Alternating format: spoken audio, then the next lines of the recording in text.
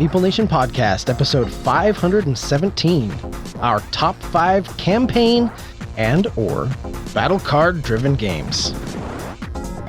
Welcome, citizens, to Meeple Nation. Grab your favorite beverage, pull up a chair, warm up those dice, and join us at the game table as we discuss board games and the board gaming world. Each week, the hosts of Meeple Nation share their love for board games and the amazing memories that come from playing games with some very outstanding people. Let us now join our hosts in their natural habitat, the game table. Meeple Nation Podcast is sponsored by GameToppersLLC.com. Go to their website, check out their amazing product. By the time this is released, we will have completed our SaltCon, and I was excited today because I just got a package from Kevin, advertisement. We always take his product when we go to SaltCon. We take 2 of Andy's Mycrofts, set them up on the tables there, and we get looks and oohs and ahs as people come by and sneak a peek as they caress the table as they walk by. I reached out to Kevin and said, hey, you know what? If we take these, it would be awesome if we had something to direct people besides us telling them. Some cards or something. Because when you're at a convention and you say, hey, go check out Meeple Nation, or that's us. When you tell people to go check out GameToppers.com, taking 3 steps and they've already forgotten what that is. And so it'll be nice this year that we'll have some cards that we can hand out. It was really cool that Kevin sent us that. Kevin's really excited that we're pushing his stuff. We're peddling his wares. We are. It's like a drug. We're just not snake oil salesmen. No. It really works. It really works. Honestly, I am not lying. No, they're awesome. Yeah. I mean, we do talk about that it enhances every game night, and it does. 100%. GameToppersLLC.com. Welcome to Meeple Nation. We are your hosts. I am Andy Holliday. And I am Douglas Stewart. And I am Nathan Howard. And together Meeple Nation! I was actually thinking Andy's intro there, a little Deckard Cain from Diablo. Yeah. Nice. You sounded a little Deckard Cain-ish, actually. Did I really? Yeah. That's fantastic. Andy Holliday, stay a while and listen. Nice. And I was going for the 3 Amigos, so. That's about the same thing. I was just going for, regular high quality. Here I am. You are always high quality. Nailed Doug. it. Just standard. Standard procedure. Epic Doug. If you'd like to hear more or learn more about Epic Doug, you could go over and check out his bio on our website. In fact, I highly recommend you going and checking out Doug's profile, Doug's bio. See what makes Doug tick as far as gaming is concerned.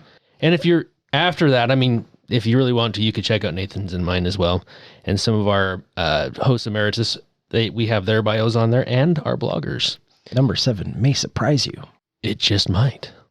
Now I'm curious, who's number 7?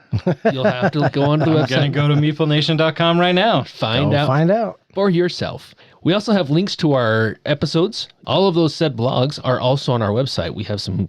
You can see the writing side of Meeple Nation, which we have some pretty good writers and some so-so writers. I'm lumping myself into that category, but some interesting stuff that has been written about. We have photos of some of our gaming experiences, some of our favorite gaming experiences, and one of the things that we enjoy most is creating content for you. If this is something you enjoy and would like to help us improve the podcast, we have a link to our Patreon page. We love our patrons. We are so thankful for the support they give us and the opportunity that they have given us to improve the podcast and improve your listening experience. If you would like to become a patron, click the link, jump over to the Patreon page, and become a patron of Meeple Nation. We thank you. I was just talking before we started recording, talked about this other podcast that I listened to, and the host on there, she talks about all this exclusive content that she puts on Patreon, pushes that left and right. That's not something we do. We kick it off right here at the beginning. Any content that we do release, we eventually release with our other stuff. Our patrons just get an early access, but nothing exclusive. Right. I'm curious to our listeners, especially those who are our patrons, do you want exclusive content? I'm personally kind of against it, because as I'm listening to this person, I'm like, well, I'm going to do some content about that. I'm going to do some content about that. And so there's like 3 little quippets that, well, I was curious about that, but now I have to take time and go find it, log into a different thing. I guess that's what a lot of people do. It's kind of not what I see Patreon but I'm getting some puzzled looks as I'm going down this rabbit hole that maybe I shouldn't Like, be. where are you going with all this, Nathan? So I guess that's my question to our a, users. Yeah, and that Listeners. is a good question for listeners. As a general rule, I hate paywalls. Yeah, I'm the same way. Unless the content behind there is like really, really good. And right now, I mean, as far as we go, as far as Meeple Nation goes, we are exploring video content for us. I just really appreciate people who are willing to help sponsor the show in a monetary way. Early access seems to be the right thing, I personally feel like. I'm on that same boat. But let us know if exclusive content is something that people would be interested in. We could definitely look into that. That's a lot more work, though, because that content needs to be really high quality. It needs to be worth paying some extra money for. Either way, we do truly appreciate our patrons that support the podcast. We love it. We love them. It allows us, like Doug mentioned, start to explore into some other avenues and, oddly enough, discover more roadblocks as we go. We are navigating these waters. Way off tangent there, but I'm just curious, as far as our listeners go, is exclusive content something you're interested in? If it is, let us know. If it isn't, let us know. If your dog ate your homework, let us know. All these things are pressing information that we would like to know. We would like to know. We would like to know many things. I would like to know what you guys have been playing this week, because I'm excited to start talking about some board games. Monday, we're recording. And for us, time of recording, yesterday was the Super Bowl. Or if you're me, the Super Boar. And it was... Wow. Yeah. Holy cow. But it was great because Andy throws a party every year. We all get there, and there's lots of really good food. And then there's a room downstairs that theoretically should be a quiet, tucked away room. But Andy's house was also full of Teenage boys. without volume limits. 3 games, had 2 games ready to play. The other one I was going to look into it while we were playing, but I didn't realize it until after we had finished the first game. My second game was by the same designer and the same artist. And I thought that was kind of a coincidence that I brought these 2, what I thought were completely unrelated games, and they happen to be very much related games. And we did only get to the one, but these games are Applejack and Framework. And both of these are Uwe Rosenberg games. Artist is Lucas Segman. We got to Applejack. Applejack was a lot of fun. Framework I'm looking forward to. My wife loves Patchwork, and Patchwork is an Uwe Rosenberg, Lucas Segman game as well. Doug, I got to play this with your wife and your daughter Amberly and my wife Cheryl. We had a blast with this game. You were going to pick an apple tree from around the grove, and you're going to add it to your pasture if you have enough honey to pay for it. Otherwise, you're going to put it face down as a pasture spot, which will earn you some honey. Are you trying to connect the 7 types of apples so that you can chains in them that are going to allow you to produce more honey, to earn more honey, because honey's kind of the income. Honey is what makes the world go round in this game. But this was a great game. 7 different apple types that you're trying to collect, and everybody loved it. Cheryl was really excited about it, right up her alley. Framework, I think, is going to be right up there as well. It's more closely related or similar to Nova Luna. It's very different, but it has kind of a similar mechanic and style as Nova Luna. Framework, Applejack, both very good games. Fantastic. The Applejack got me through the Super Bowl. That's awesome. Well, one of the first things Amberly said was she's like, yeah, I totally dominated them at that game. She did. She was really excited. She was like, yeah, we played Applejack. I really like it. I totally crushed them. Yes. And it was funny because Lydia, your wife, very much a social person. So when we're down and we're talking, the teach gets sidetracked sometimes, and then there's some discussion going on, but mostly between my wife and your wife. And Amberly was just like right on the rules as I was explaining stuff. And even when we started playing, I had forgotten stuff. And she's like, didn't you say this? You're right, I did. Amberly's down to brass tacks kind of player. She did phenomenal. She scored 190 points. I scored 165. So 25 points, she whooped us. Yep, she was excited about it. Nice. Well, That's I got awesome. a chance to teach you guys Scholars of the South Tigris this week. Yeah. It's my 3rd time teaching it in about a week and a half. I think I like that game every single time. I like it more and more the more I play it. Far and away, I like it more than Wayfarers of the South Tigris, I liked Wayfarers a lot, but Scholars has been a lot of fun. And it is there is so much going on in that game, and there is so much planning that has to take place as you're playing it. It's one that I have no desire to play with Dave. Yeah, I agree. I agree. Because I got the opportunity to sit through 2 teaches of this game. Your second teach and then your third teach, which included Doug and myself. And you definitely got better. And the first time I played, the second teach that you did, the second teach that you did, we had a cut early. And I was so glad because I was, by the time everything was like firing, like, okay, I understand. I was nowhere near that game. And so the second time I played anyway, it was by far greater experience. And that game is great. Very much enjoyed it. But yeah, you're absolutely right. There is a lot going on. Sitting down with Dave, I'm sure there will be steam coming out of his ears. There'll be steam coming out of my ears. You guys are hard on Dave. We love Dave. We do. However, your point is a good one. In fact, just to put this in context for people, I was picking up my daughters from the airport, so I got there late to play South Tigris. And when I got there, Dave and Richie were playing Maracaibo on the other table with some of our other friends, with Greg and his wife. They were about halfway through that game. So you did the teach, and we played a full game before they finished playing Maracaibo. That is true. Andy and I were discussing this before you arrived tonight. Rebecca's never going to play that game again. Oh, for sure she is not. And Greg might not either. No. Maracaibo is a fantastic game. And yes, it is a little bit longer with 4 players. However, it is not a 6-hour game. No, by any means. It should not be a 6-hour game. It's not a 3-hour game. It's not even a 3-hour game. No. Yeah, but it is an amazing game. I really wanted to talk about it again because Greg was mentioning, that is this my new favorite game. And I'm like, no, it's nowhere near my new favorite game, but I am loving every chance I get to play it. Yeah, it is really good. Really enjoyed being introduced to Maracaibo this year. Back to Scholars of the South Tigris. You and I have had a lot of conversations about this, Andy. Wayfarers, I had a really hard time with. Yeah. I just could not grok it. I mean, I understood mechanically how to play it. I could not figure out how to do well at it, though. Just how to score points or set myself up. Still don't know what I'm doing. This one, I was able to get, like, right out of the gate, introduced a really fun puzzle to solve. You're right, there is a lot going on, but I didn't feel like it was unmanageable. For sure. The weight on this isn't overwhelming. Right.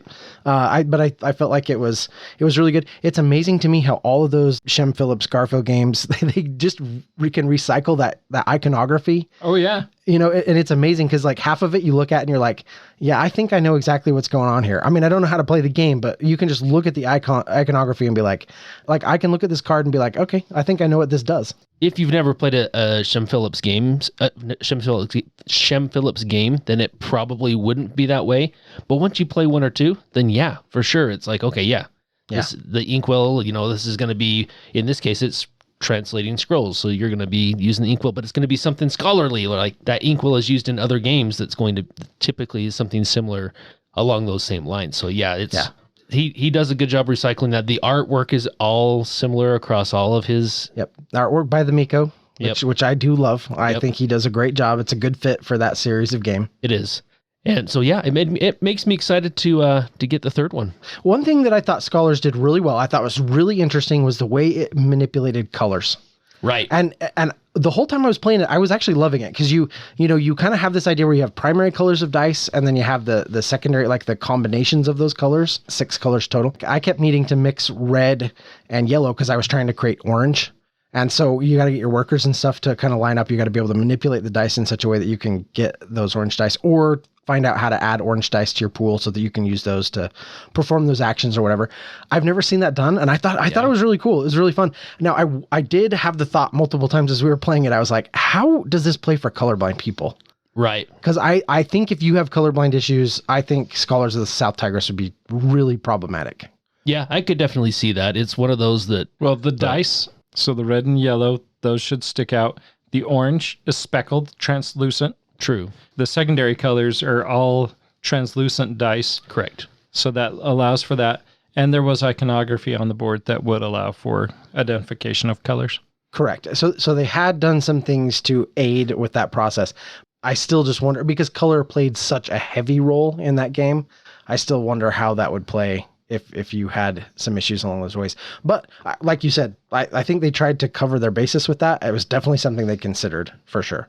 Even like you said, into the quality of the components, right? Like using speckled dice and some of those things. Yeah, and I think in this day and age, most game designers for sure have that in their mind. Shem Phillips is definitely one of those people that has designed enough games that working for something for color blindness is baked into the cake, as Doug likes to say. Yeah. Right. Yep. For sure. But yeah, I agree with you, Doug. It took the whole idea of dice manipulation to a whole different level when you can manipulate the pips on top of manipulating the colors, which I thought was really cool. Yeah, and in order to perform a lot of the actions you wanted to, you had to manipulate it to do both, right? You needed to change the value and the color. Yeah. So you had to set yourself up for that. But when you pulled it off successfully, it felt really good because you were doing amazing things with all those actions. It was one of those games that I think really rewards you for the actions that you take, and especially if you're trying to be efficient, the reward was really good. Yeah, I 100% agree with that. Good feedback loop on it. Yeah, and I liked you start off with a basic white die, and you want to get rid of those by the end of the game. And I was way excited that I got rid of all mine, and I thought I was doing great eliminating those throughout the game. And then at the end of the game, if you have more colored dice than you do white dice, they counter each other out. You score points for the remaining, hopefully colored dice that you have. And I was all excited because I got rid of all my white dice. I had a bunch of colored dice, and then I came in last place. Apparently, you guys were far more efficient than I was at getting rid of your white dice. But I was still pretty excited that I had done what I had done. I was excited for you too, Nathan. I'm so proud. That feels so fake. No, it's really sincere. Yeah, that's exactly right. Awesome. Yeah, Scholars of the South Tigris. Awesome. And I was glad I got to play that one as well. I had a couple of things that I wanted to mention as part of our highlight segment. So first of all, this is something I've talked about in the past, but my son and I, we really love to play this game. It's called Radlands. And this is a really fun 2-player kind of head-to-head card game. It has kind of this really fun Mad Max post-apocalyptic nuclear Fallout kind of theme to it. And basically what you're doing, you set up some bases across the bottom of your board, and then you can build like characters, like, you put your cards in front of those to kind of protect them, and you're basically battling it out. And ultimately you have to destroy your opponent's 3 bases. So we love this game. We play it all the time. And I've had this deal with him where I'm like, okay, if you can beat me at this game, I will take you out to dinner. And we have played time after time, and he keeps getting better. He keeps practicing. He keeps doing all this stuff. So we're probably 20, 30 games into this, right? Oh, really? He finally beat me. And I mean, like, legit beat me. Like, he did a great job. He pulled off the win. So he and I are heading out to dinner one of these nights because I owe him. So where are you going? That was my question. Ooh, I don't know. I love Hawaiian barbecue, so we'll probably go to Mo Betta's. But he's the one who won, so it'll be up to him wherever he wants to go. Nice. Kind of a cool moment to see, like, and that excitement that comes from hey, finally beating Dad. For sure. You know what I mean? Yep. So that was a cool moment for me this week. Also, we got Return to Dark Tower to the table the other night, and we had an absolute blast playing that. We got out the new Covenant expansion, and we beat it. And that was the first time we beat it because we've played it at your house, Andy, and we got beat. Yeah. So it felt good to get a W there too. And all I have to say is that the monuments are absolutely amazing. The monuments are so cool. They are way cool. And their abilities are way cool. Yeah, they are. Yeah. And wastelands suck. Yes. Just as much as the monuments are cool, the wastelands suck to that same degree. Yes. But this new expansion, I love the new heroes, and I think all the components are great. It's a really, really great addition to Return to Dark Tower. One of the things that I both love and hate, I'm a little bit torn on it, and I wanted to get your opinion. How do you guys feel about expansions that can't be combined? Because Return to Dark Tower has the Alliances expansion?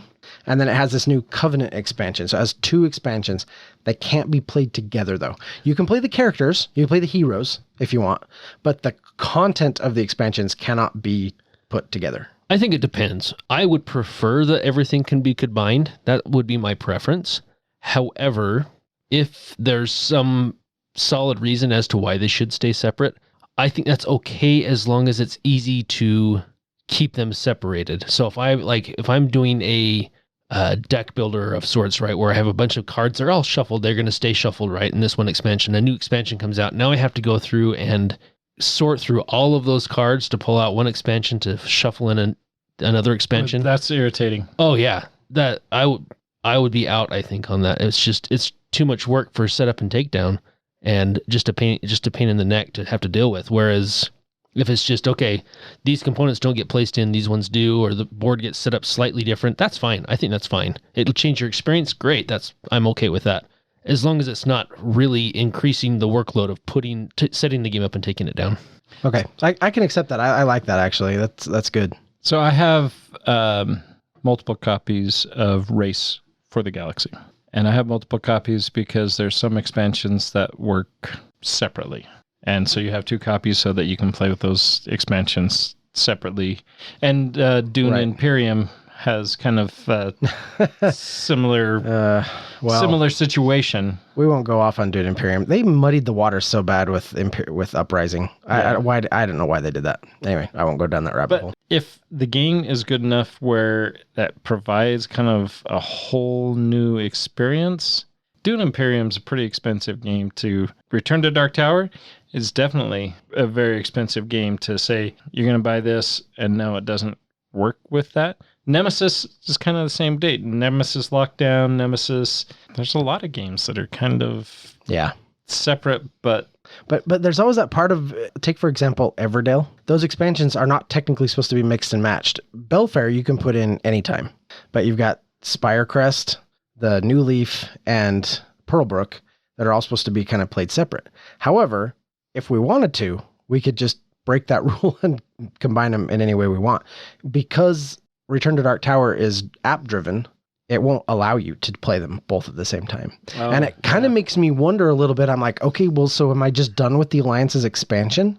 Like, do you know what I mean? Like, because you really would have to pick one or the other, and the monuments are really cool. Like, Covenant's a really cool expansion. It would almost feel like a little bit of a step backwards to be like, okay, well, we're going to leave that out so we can play the Alliance's expansion. I don't necessarily know that would be the case. I think right now the novelty of the monuments is high. That's true. Right? So I think if you played with the monuments a lot, then changing it up might not be a bad thing, right? I think there's a place for it. But I do like the fact that Nathan advertised for all the game manufacturers to do this so that they could sell more copies.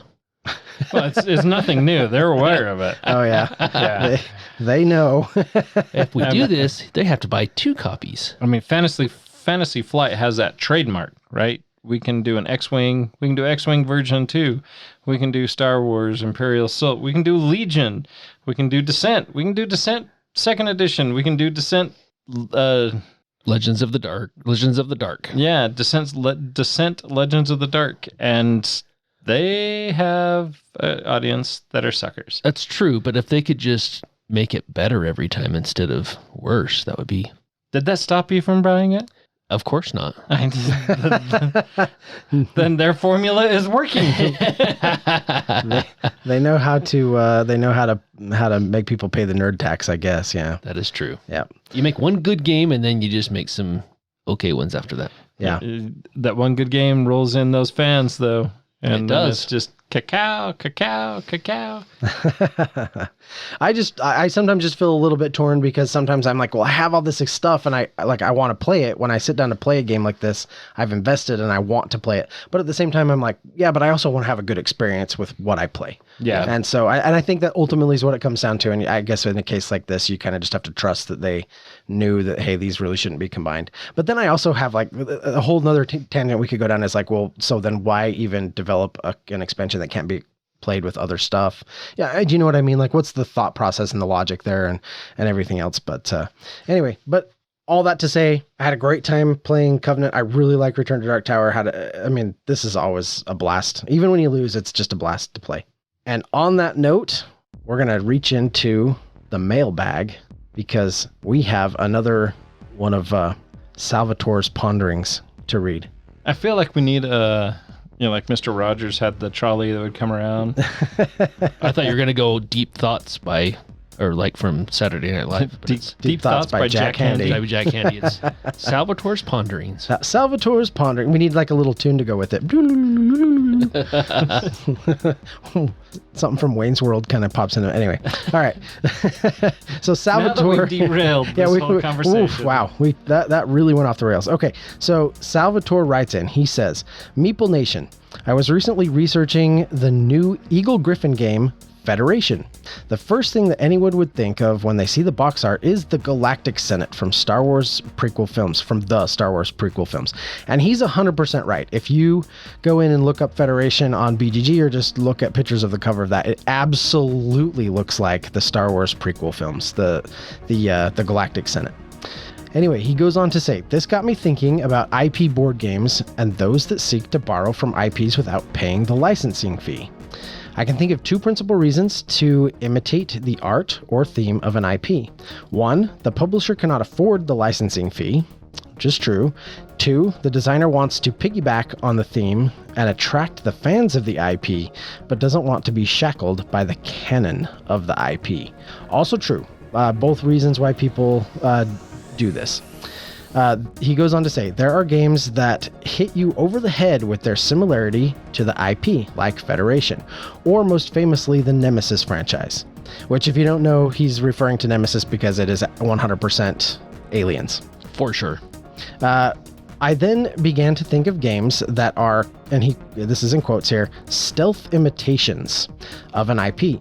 One game that quickly came to mind for me was Mindclash Games' Tricarion, Legends of Illusion, and the outstanding 2006 film, The Prestige. Nowhere on the box art or in the graphic design is there an obvious homage to the movie, but its fingerprints are all over the game.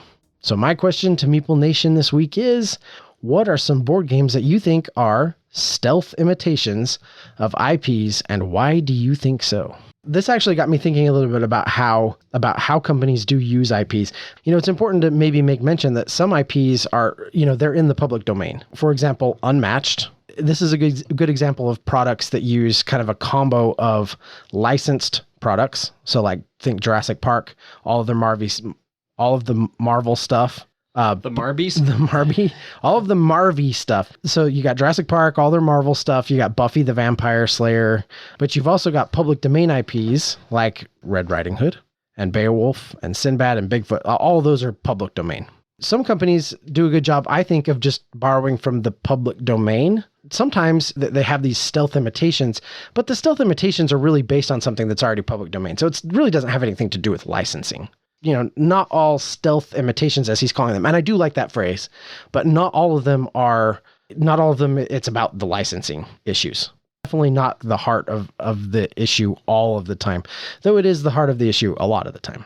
The game that came to my mind was there was a couple. G.I. Joe is a theme that has always been near and dear to my heart since I was a wee lad.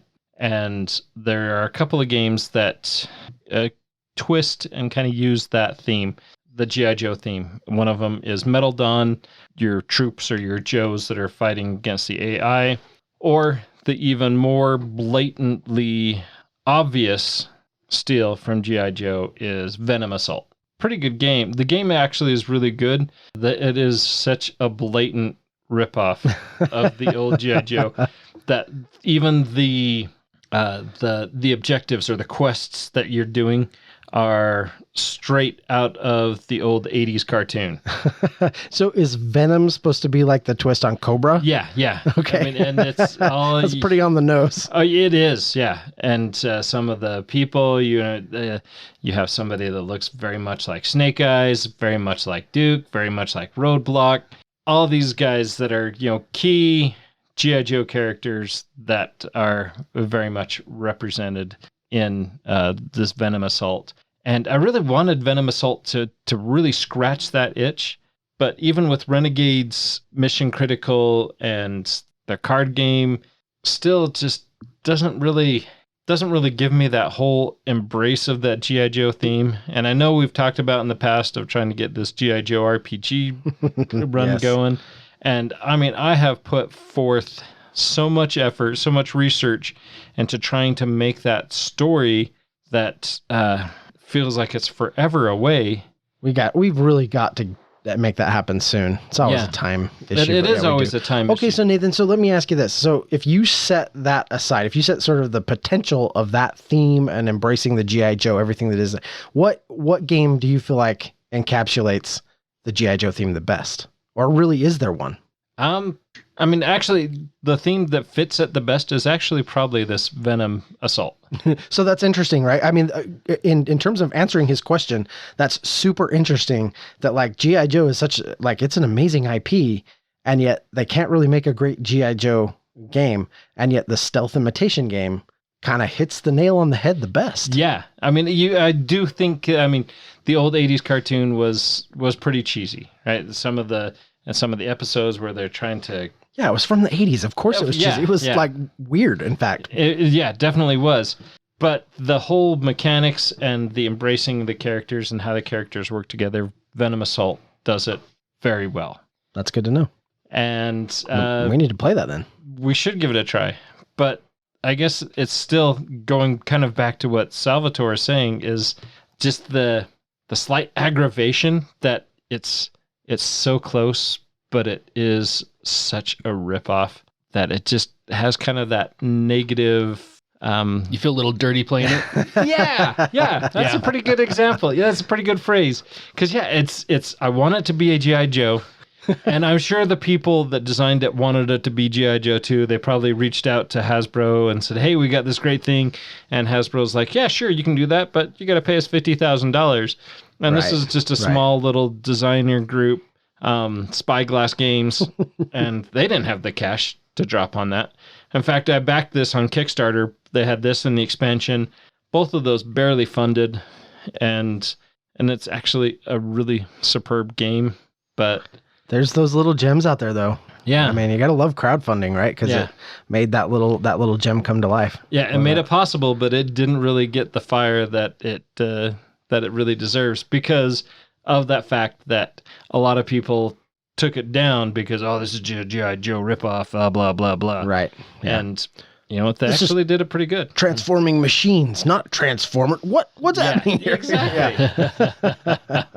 So one that came to my mind is one that just finished on Kickstarter about a month and a half ago. A game called Metro Runner. It's totally a ripoff from Shadowrun.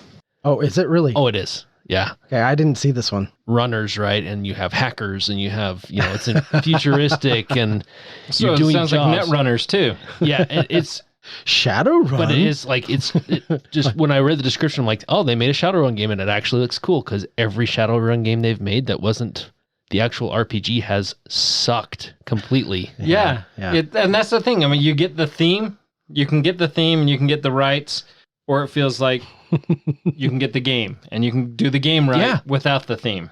And but it does lead to the situation where you're like going, what's Shadowrun? I never heard of it. Yeah, exactly.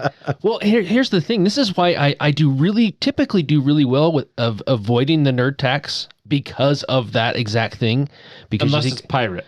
Well, but it's not. I'm not like a Pirates of the Caribbean junkie, so it's not true. Oh, Pirates of the Caribbean, I got to get it right. All right, I'll allow it. But so if it's a Star Wars or Marvel thing, I'm looking far more skeptically at that game than I would if it didn't have that IP, because I'm like, okay, is this a nerd tax? Because I've been burned in it. I've been burned more with Shadowrun than I have anything else, because I want to have a really cool Shadowrun themed game. It's my favorite universe as far as an RPG is concerned, and I want a cool game. And all the video games have been terrible, with the exception of like the original Nintendo and Super Nintendo game. But every video game since then has been horrible. Every board game or card game implementation has been terrible. So I'm really hoping I didn't just pay another nerd tax that doesn't even have the IP. That actually does look like fun though. Now, is this an RPG or is this a board game? This is a board game. Okay. Yeah, this is a board game. Yeah. And I'm really excited because if they can nail it to where you can do Shadowruns, that they add cyberware to it and they actually have hacking that works, because that would be the difficult thing, is when you're trying to do, get into the matrix and hack, and as part of that run that you're doing, if they can nail that and make it fun and not bog the game down, oh man, It's going to be sweet. I hope that they do such a good job with it. Yeah, me too. I can't wait for it to come out. Yeah, that's way exciting. And we need to add Shadowrun to our list of RPGs to try, even just like a one shot. Yeah. Because we're not going to get around to all of them that we want to play. But if we could just do some one shots or whatever. There, like several years back, I used to listen to a podcast that did like actual plays, and they would do one shots and stuff like that. And they totally did a Shadowrun one, and it seemed like the coolest system.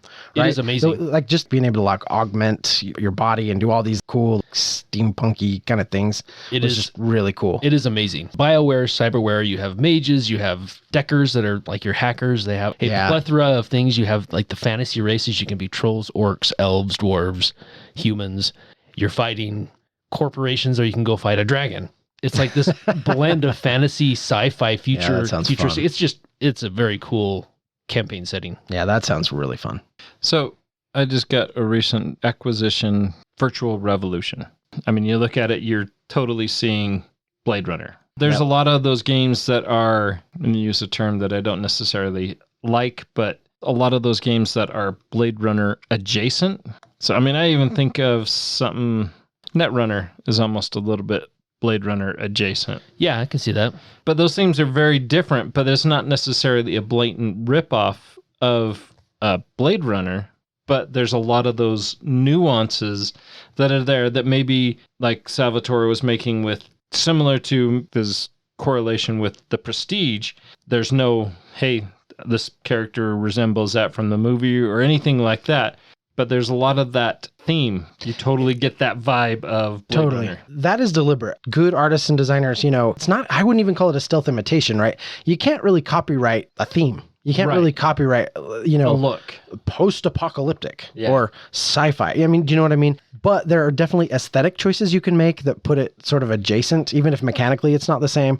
So there are definitely varying degrees of this like stealth imitation thing that he's talking about. One of the most blatant ones that came to my mind when he asked this question was, without a doubt, Final Girl. All of the Final Girl stuff, it has reference to something in the horror genre. Now, I'm not real big into that horror genre. I haven't seen hardly any of those, but it's very clear to tell that they have taken, all of their source material from real life IPs, but they don't use any of it, right? It's all their own version of all that stuff. So they have The Haunting of Creech Manor, which is totally Poltergeist. Frightmare on Maple Lane.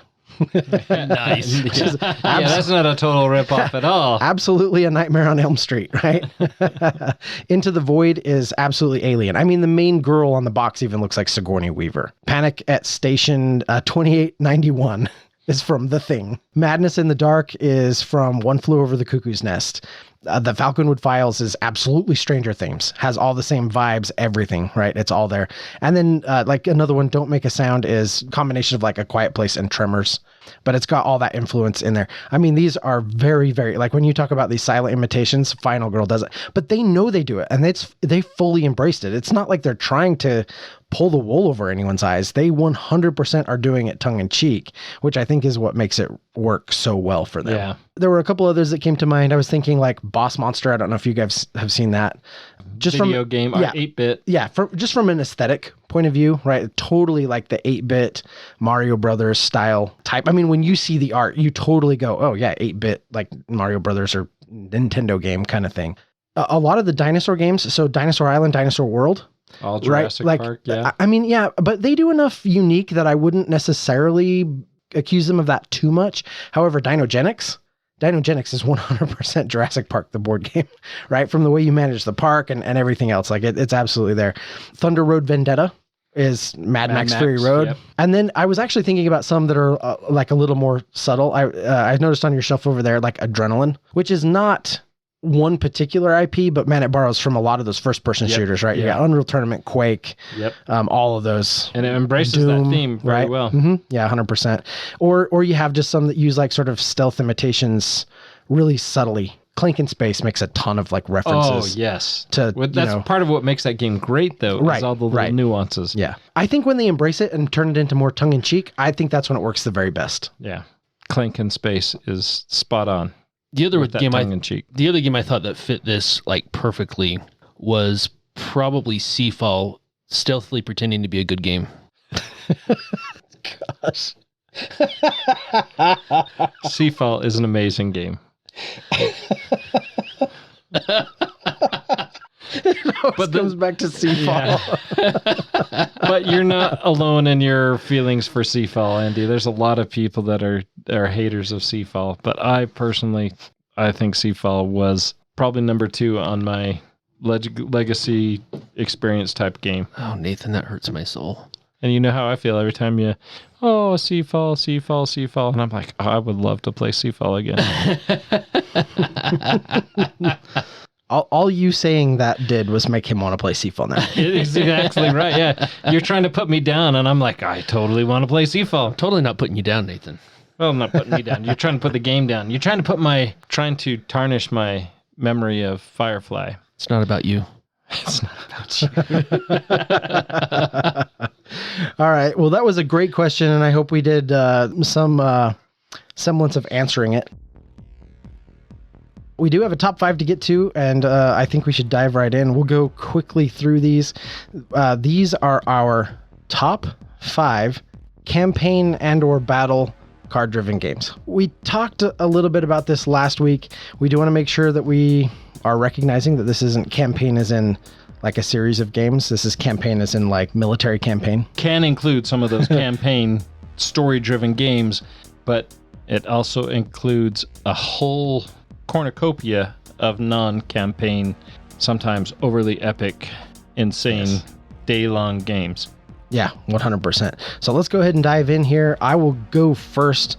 My number 5 is actually higher up on somebody else's list, so I will wait. Way Andy. to start us off. Me too. Andy, what's your number 5? Oh, wait, it's higher up. Okay, Yeah. Nathan, what's your number 5? Oh, really? I'm just looking at you guys put that number 5? I did. Oh, I don't know if we can be friends anymore. Oh, that's Seafall. That's I do. Let's see. Only Andy put that one at number 5. All right.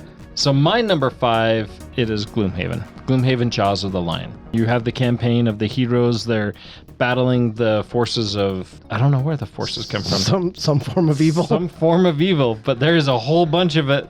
We play cards and kill stuff, and Yes. it's pretty great.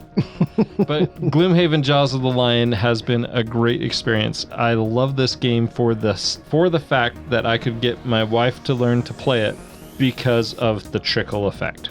The trickle effect of going through that we're going to start with basic rules and we're going to build. Get to the point where now that we've played this, Andy said that he'd got to play Frosthaven with his mom and daughters.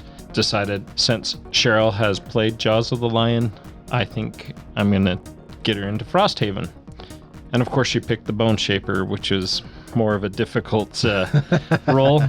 And so it was very rough through this whole complaining about this guy. And then I botched the rules in Frosthaven. But Frosthaven's not my number 5. Jaws of the Lion, great. Frosthaven, Yeah. yet to be determined. But so far, half a scenario in. And the reason I say half a scenario in is because I'm a moron. No, Jaws of the Lion is really good. Two things that Jaws of the Lion did very, very well was A, the rules thing that you're talking about where it slowly introduced rules, and B, it put all those maps in a book. Yeah. And I personally am not like the biggest fan of books. I think they're a little bit limiting. I'd actually rather have something bigger on the table. I know it's more work and everything, but that's just a personal preference. However, for Jaws of the Lion, that was absolutely the best choice to make. And that's one of the things my wife was complaining about, that there's so much setup. This is so big. This is, and it why streamlines can't it. it just be? Why can't it be just simple like it was? Yeah. And because this is the big boy version. Yeah, this is the real deal. Yeah, this is the meat and potatoes of the mechanic. But Jaws of the Lion did really good on that. Bringing that in does that superbly well. Introducing and bringing a big, heavy game to a small, simple table. Yeah, I would agree with that. In fact, my wife and I are picked Jaws of the Lion back up. So we're in scenario 7 now. The only reason it's been taken down is because of the Super Bowl party. So otherwise it would still be up on the table. Nice. Well, I've got it on my shelf. I just need to bust it out. And I'm hoping that that's one Lydia might be willing to play. And I think she would totally enjoy it. If not, then definitely one of my kids. Moving along, my number 4 is, this is actually a double crossover with Nathan. Our number 4s are exactly the same. Oh, really? Yeah, this is Lord of the Rings Journeys in Middle-earth, which is a fantastic game. This is a great game. Yeah. The app integration, the app? Wow. App? Sometimes some weird accents come through. Shoot.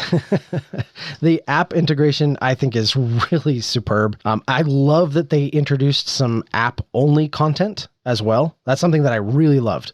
So you could buy the content and play through the story, and then there was an content you could just buy in the app for a few bucks that gave you a whole nother campaign to play through. I loved that. I absolutely love the way that they did the app. I think that the stories are amazing and fantastic in this. The gameplay is super thematic and cool. I love the skill test system. It kind of has that really unique deck construction mechanic to it. You know, it's not a deck builder at all. Your character is represented by a little deck of cards, and then when you need to test skills, you flip those cards over. There's also some interesting decisions to make about what cards you want to leave in for their skill pips versus the ones that you want to take out during the scout phase and put in front of you for the written ability on them. Yeah. So you're constantly kind of making those really fun decisions. Yeah, it's kind of a delicate balance that works out really well. Yeah, 100%. And you can multi-class, which is always great.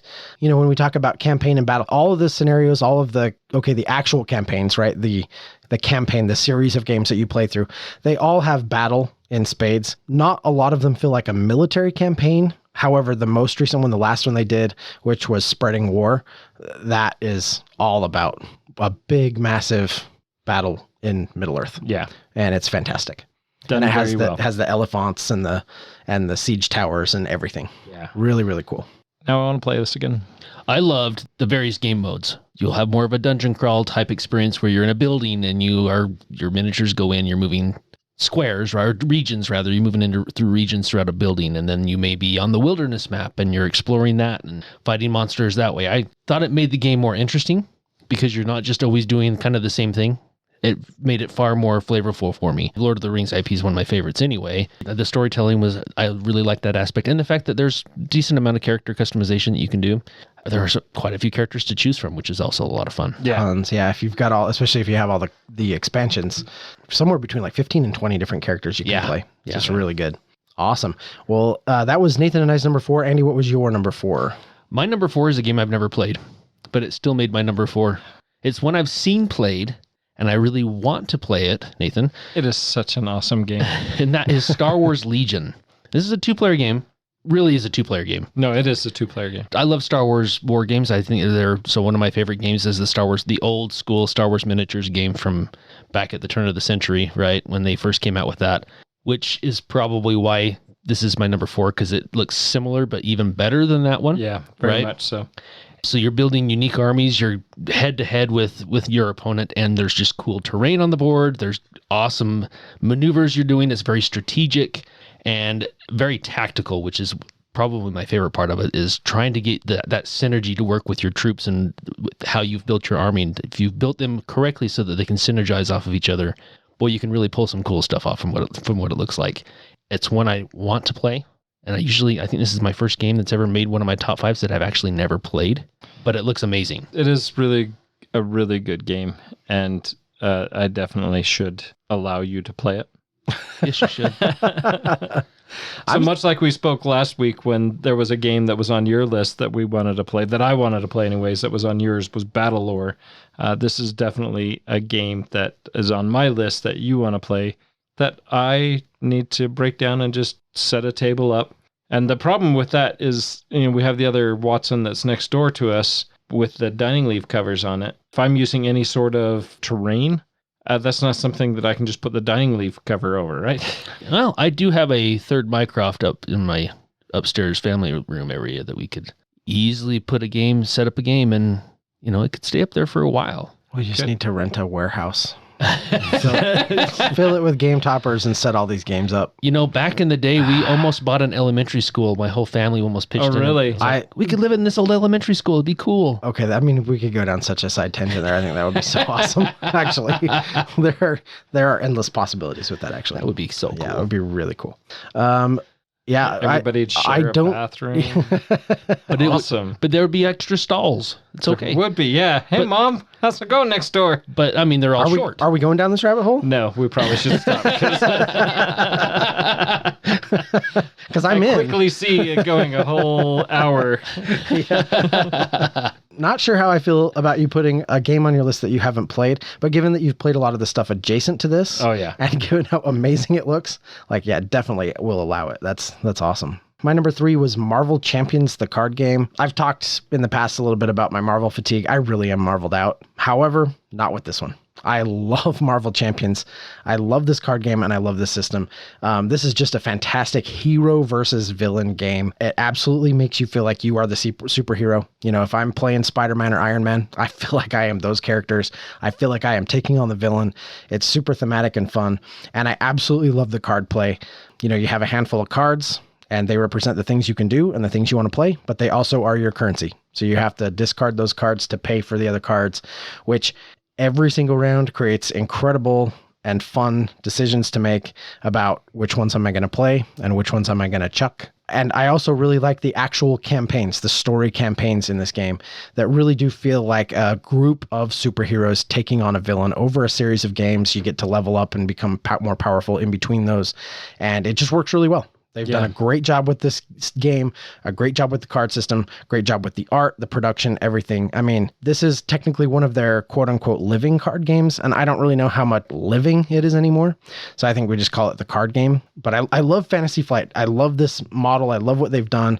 They really are the masters of some of the things they do. Some of the things, you know, some things Fantasy Flight does really bothers me, but they do a lot of things right. And this game really has a lot of what Fantasy Flight is good at on full display. Yeah. And I love the way that you're balancing that deck. It's your life, it's your currency, it's all of that combined. Multi-using the same cards over and over in different directions is great. Like you said, the artwork is awesome. Yeah. So how do you feel about Marvel Zombies? You've talked highly of that. Yes. So, okay. Well, how much side tangent stuff do you want to do here? No. Okay. The quick version is this. I love Zombicide, and I really love second edition Zombicide. I think that it's a great system. Super like the game. When the Marvel stuff came out, it did enough different, and especially where you could play as both the heroes and the zombie versions of the heroes. It did enough different that I was really excited about it. And I did buy the core box. And right after I bought the core box, Andy bought all the other stuff. And I was like, okay, well, I don't need to own all the other stuff. And Simon announced Deceased. Yeah. And I will just tell you, like, I am so all in on the Deceased stuff. It is going to be fantastic. And also, just as a little side note, in Marvel, you've got like the little slot on your tray for the people you go and save. Yeah. The followers, whatever.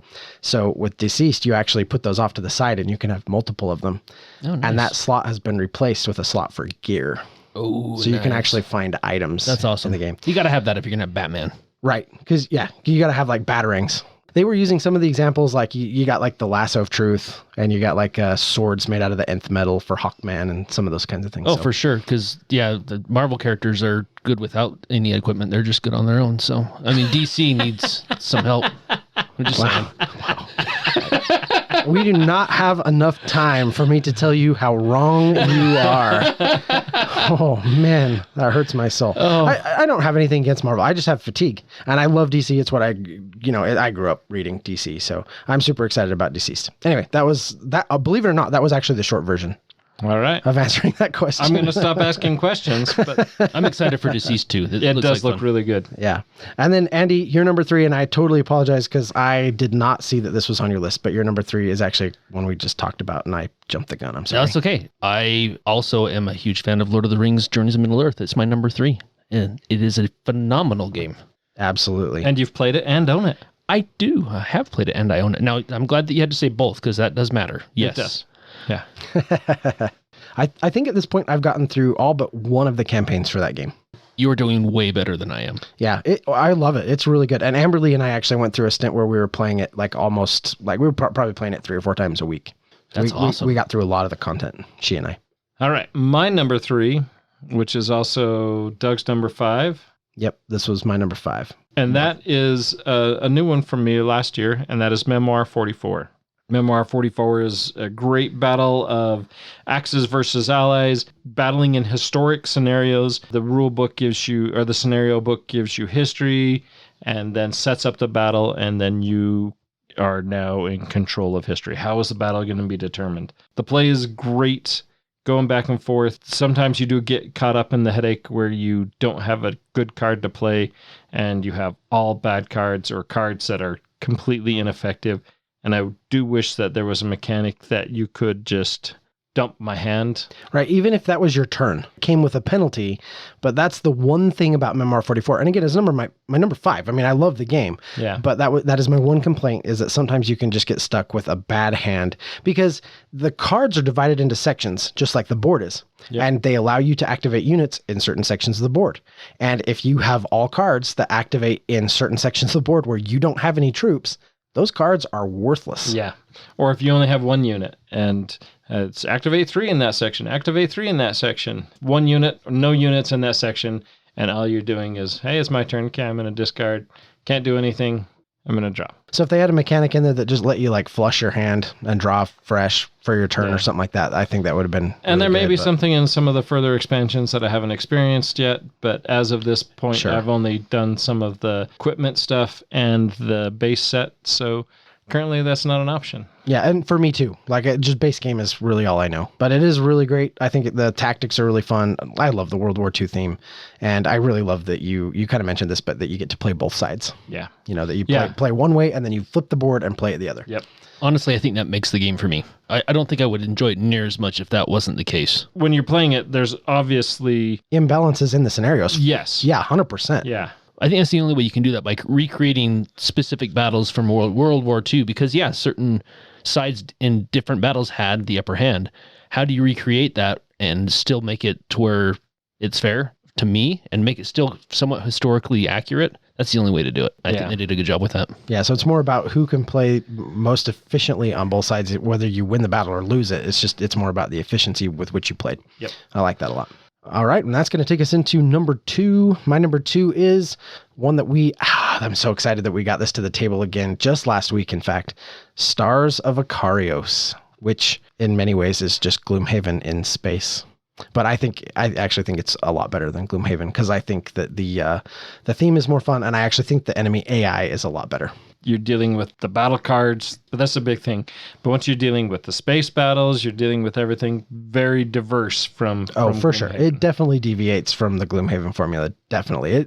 It's its own unique game, but there are a lot of similarities. Yeah. And so I do think it's an apt comparison.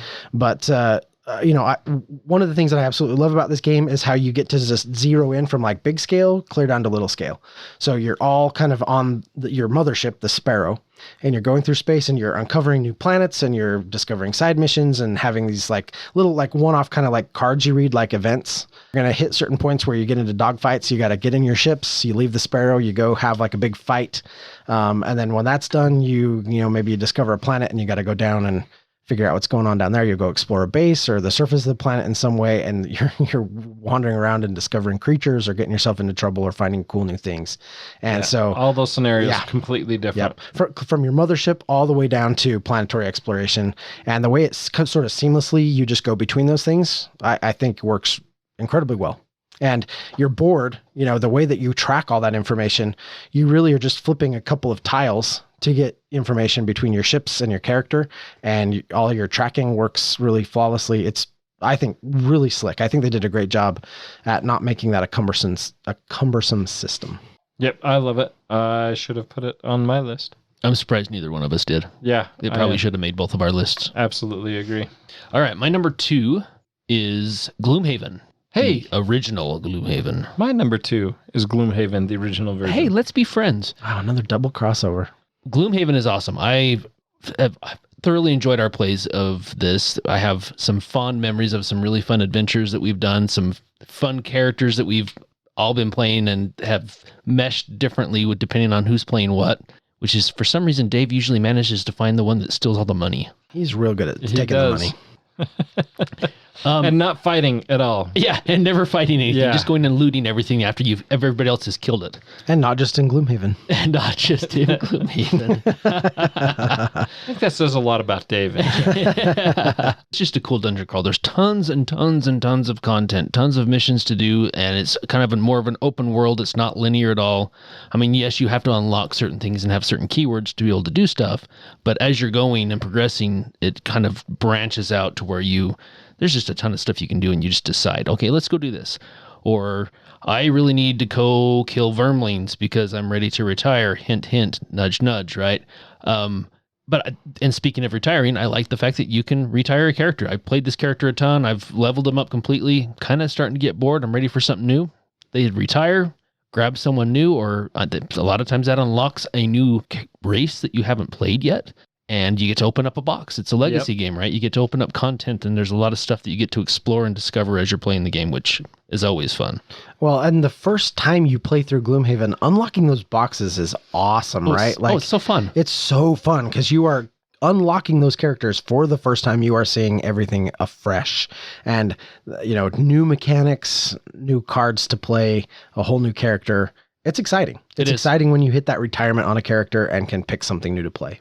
So you said something that struck me as funny, is that the first time you play through Gloomhaven, did you ever finish Gloomhaven? Well, I was going there next because I do appreciate the scope and size of Gloomhaven, but it was, for me anyway, it's too big. Yeah. That's the issue that I have with Gloomhaven, is it's too big. Now, I think that if the story had been just a little more condensed, like make the story 20, 30 missions, maybe even 40. Because the group that I played it with, we were burned out about 60 missions through. We got somewhere in the 60s, like our play count. Yeah. And we did some side missions and stuff, but the majority of that was like main quest stuff. And I think the main story needed to be a little more concise and well told, so that you could kind of get through that and really enjoy it. And then if you want to do a bunch of side missions and stuff, go for it, just for replayability, for people who want to have that experience. But for me, it just, I don't know how the game ended. It's one of my most played games, and I have no idea how the story ended because we just never finished it. Yeah, I have the same fear going into Frosthaven with my wife, but I think I'm hopeful anyways that it is a game that we can play enough that even if we're playing it once a month or twice a month and have enough stuff mingled in between there, that it's something that we can continue to get to the table and get through. I mean, it's going to take years to complete with playing with her, but it's going to be some good years. Yeah, if you can complete it. I think there's like 130 missions. I think it's maybe even more than that. It might be. I think it might be closer to 150 anyway. I can't remember, but it was a lot. It was more than Gloomhaven. Yeah. So they went the other direction, Doug. They would put more in there instead of condensing it. But again, we don't know if that's all story driven or if it's True. a bunch of side campaigns, alternate choices, That all is true. that stuff. Well, there was a reason that I sold mine after it came. So, Yeah. well, and I was going which is to. another side tangent we won't go down. I was going to, and then Andy's like, I got my mom to play. And I'm like, okay, maybe I can get my wife to play. You guys are just suckers. It's a good system. It is. The system, an excellent system. that's involved in these games is really good. Jaws of the Lion, Gloomhaven, the original, Frosthaven. Even Stars of Icarius. I mean, I throw it in there. That system is still, high level. All of the Gloomhaven games, you play 2 cards, and then you pick the top and bottom. Stars of Icarius does not do that. Not at all. But it uses the battle deck. Yes, but the battle deck, the modifier deck that you can improve over time, is very similar. So, yep, it's good. It's good. Not quite good enough for me, but it is good. My number 1 is also Nathan's number 1, and it's also Andy's number 5. And this is why Nathan was saying that he and Andy can't be friends anymore, because it was so low on Andy's list. It's such an amazing game. It really is an amazing game. And that is Star Wars Imperial Assault. Yes. So this is, in my opinion, the ultimate Star Wars military campaign game. Yeah. No, I look at Star Wars Legion, and it has that battle that's going that is great, and you're involved. You feel like it's all part of that big epic battle. But much like the show, Star Wars had those big epic battles, but you were still focused on a core group of those rebels. Yep. And in Star Wars Imperial Assault, you are doing that exact same thing. Yeah, you it's have a core group. perfect. Yeah, and I love the game tremendously. I had to reacquire some of my pieces because they got lost. Oh no. And as I was opening those, I very much have the bug to play Star Wars Imperial Assault again. Yeah, as do I. And it's sort of hitting peak pitch for me, right? Yeah. Like we need to get that played again soon so I can scratch that itch because it is really good. Rebels versus Empire, right? And fantastic cinematic moments throughout. I mean, you're in the middle of a campaign, right? The ATST hits the floor or hits the board, or, the rancor comes out or whatever it might be. And I've literally been playing this game and had people audibly gasp when you bring out Vader. I always play the Empire. I think you did too, Yep. Nathan. But I always ran as the Empire player because this is like a one versus many. One player plays the Empire, the other people play the Rebels. And it does have an app that you can do it cooperative. Yeah, but I prefer. Yeah, I don't mess with the app. We messed with it once. I didn't like the it. app. I mean, the app does work, but I think overall for the experience, There are benefits to the app versus player. I think it's more challenging if you have a human player for playing sure. against you. You definitely get more variety of enemies. Yeah, you don't like my Death Troopers? I don't. I got so sick of fighting the same stuff like 13 games in a row. So Maybe 9. which I totally get. Here's the issue with the app. The reason it didn't work is because they did not recreate the stories that came in the box in the app. Yeah. The app had its own thing. You just pull components from different boxes and it tells its own story. It does its own thing. And it was a weak story. Yeah, totally weak. I want to play through the content that came in those boxes, the campaigns that I bought, right? Heart of the Empire and Return to Hoth. Yep. And, the Lords of Lothal or Tyrants of Lothal or whatever, all of those. I wanted to play through those stories, not just stuff together and play some made up thing in the app. And so if they could have recreated the stories from the campaigns, I'd be a lot more pro the app. But as it is, I'm not. I think you should just play it one versus many. Yep. But Agreed. Star Wars Imperial Assault, it's fantastic. I see that coming from the two guys that only played the Empire. I'm seeing a theme here. So I have played the Rebellion. I've never played the Rebellion or the Empire. I've always played the Rebellion, which is why I hit my number 5. And the guys that typically play the Empire hit your number 1, which makes me wonder, is it that much more fun being the Empire than the Rebels? I think it's far more challenging because, you don't have anybody to correlate with. You don't have Right. anybody to bounce ideas off. You don't have anybody that can see something different than what I'm seeing.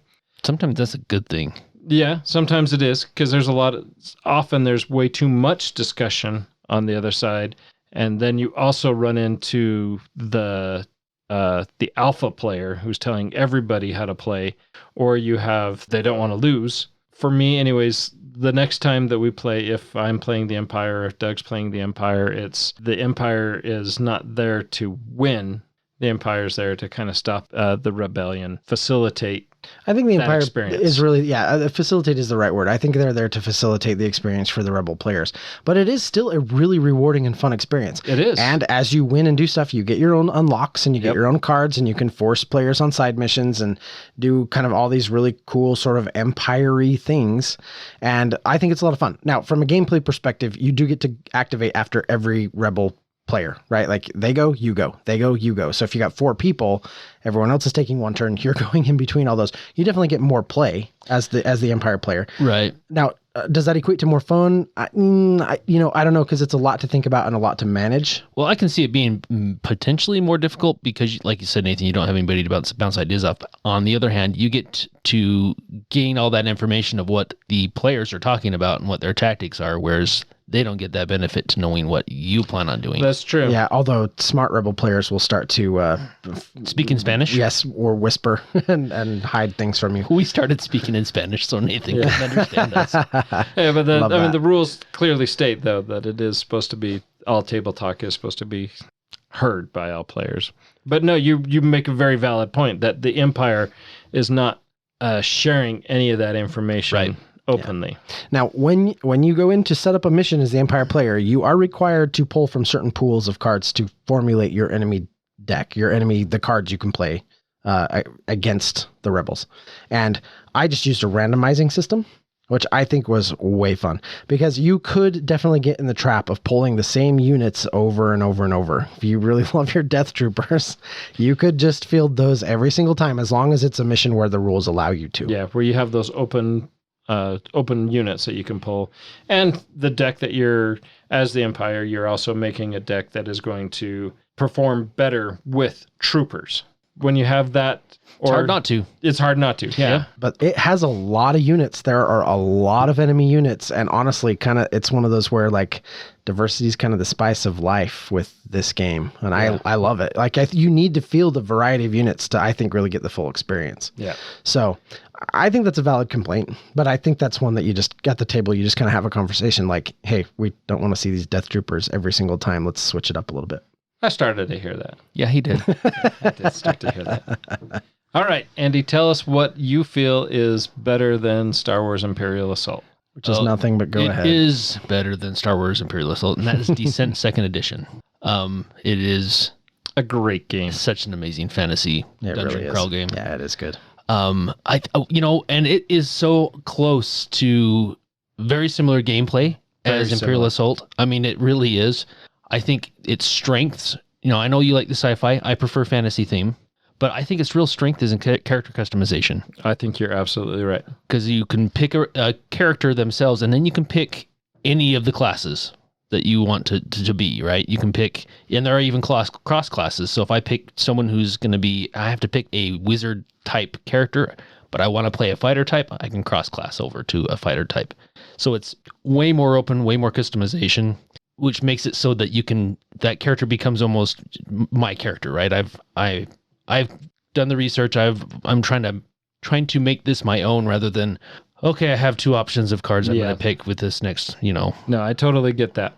And for someone like you, where that character development is key to most any gaming experience, I can see that out of these two, comparing these two number one games, why Descent is your number one for sure. Yeah, it definitely is. And that's what I enjoy the most out of it, right? Is trying to try something new and seeing how well that character develops, trying new skills out, getting cool items that maybe will synergize really well with a specific ability that I have, and then how that works within the group that you're playing with as well, and getting those characters to synergize off of each other, which you can do that in Imperial Assault as well, and you can get some really cool combinations in that game as well. So not to say that that's unique to Descent 2nd Edition, but I do think that's one of the strengths that draws me more into that. Theme aside, right? Fantasy theme, sci-fi theme aside, I think that is probably its biggest strength. And also probably why I picked 2nd Edition over Descent Legends of the Dark, because Legends of the Dark has hardly any character customization. It was a very, very big letdown for me as far as that goes. That's why it didn't make my top 5 at all. But yes, Descent 2nd Edition is my number one. I do like Descent 2nd Edition. In fact, we are, I think, getting pretty close to finishing one of our campaigns, and I'm eager to finish it. In fact, so one of the things that I like that it does really well is it makes you feel, in between every mission that you play, you really feel like your character gets so much better. Yeah. And it gives you that drive to jump into the next one because you're like, oh my gosh, I just got so much better. Let's go dive again. I want to go again. In fact, in that last one, you got substantially better. Oh, way better. Yeah. In terms of gear and skill ability. Yeah. Like to the point where for the first maybe little bit, I was kind of wondering like, maybe I kind of picked a weaker character or something like that. But no, as we've played through like the middle and into, I think probably the last third of the game, my character has become like one of my favorite characters I've ever played. Just super fun. And it is like a healer role, which is kind of one of my things. I like to take on that healer role in these types of games, and just has become like an explosive healer. So I love. And I'm with you as far as I have the same complaint that you had with the app for Imperial Assault. I wish they had the same scenarios for Descent in the app as well, but they don't. Oh, you're kidding. See, no. I didn't even know that. Yeah, they don't. So the stuff that comes in the boxes is not the same as what the app delivers? It is not. Gasp. Yeah. Really? Gasp. Yeah. Wow. It is completely different. So I wish that it had that. And that's the sad thing is it wouldn't be that hard to do. It really wouldn't. You already have everything there for your app built up. It's just a matter of putting it together. It really wouldn't have been hard. And they could have even charged an extra little bit of money and just to get the digital content. People would have paid it. Sure. So Yeah. it's crazy to me that they didn't do that, and it's a shame. I had no idea that was the case. Yeah. You've wrecked my world. Actually, not really, because it's so good. It is. But I'll just pretend that that's not the case. We just need to do a 1 versus many and try that out. If I get someone to play the Overlord, or maybe I'll read the rules on how to play the Overlord. Now, will second edition? It is supposed to be the person who knows it the most. Will second edition allow for an Overlord, or do you go back to just playing Descent? No, it's First originally meant to be played as with an Overlord. Even second edition? Yeah. Okay. Yep. Okay. So the app came after, just like Imperial Assault. It did. Yep. Oh, okay. I did not know that. I thought that it was built with the app in mind from the ground up, but that is really interesting. Another kind of interesting thing, I'll just throw this out as part of the conversation. I'm just looking over our list. So this is our top 5, but because we had so much crossover, it's 9 games that are on our list, like 9 individual games. Of those 9 games, 5 of them are Fantasy Flight games. Oh, really? That Yeah. doesn't surprise me. Wow. They So- do a great game. Imperial Assault, Journeys in Middle Earth, Descent. Legion, and Marvel Champions. So 5 of the 9 are Fantasy. So they must be the kings of these types of games for us anyway. For us, for sure. Apparently we really like. It's not like I own all of Fantasy Flight stuff. I mean, I'm not like a champion for Fantasy Flight necessarily, but they really dominated this list. Apparently they know how to do that well. They did it well. And on that note, until next time. We'll see you battling it out on the field, claiming your dominance at the game table. Thank you for listening and being a part of Meeple Nation. If you would be so kind as to follow, subscribe, share, and rate or review this podcast, it really helps to spread the fun. You can be more involved in supporting the podcast by joining the nation at patreon.com/MeepleNation, or you can find a link at the top of our webpage, meeplenation.com. And while you're there, look at all our extra content. There are links to all our past episodes, a wide variety of blogs, pictures from our Instagram feed, and bios for all the hosts and our awesome bloggers. Follow us on Twitter, Instagram, and Facebook, all under Meeple Nation. If you would like to chat with the hosts or other members of the nation, you can join our Facebook group, Meeple Nation Off Air. We hope to see you again at a game night, a con, or maybe a suspense-driven evening of Werewolf.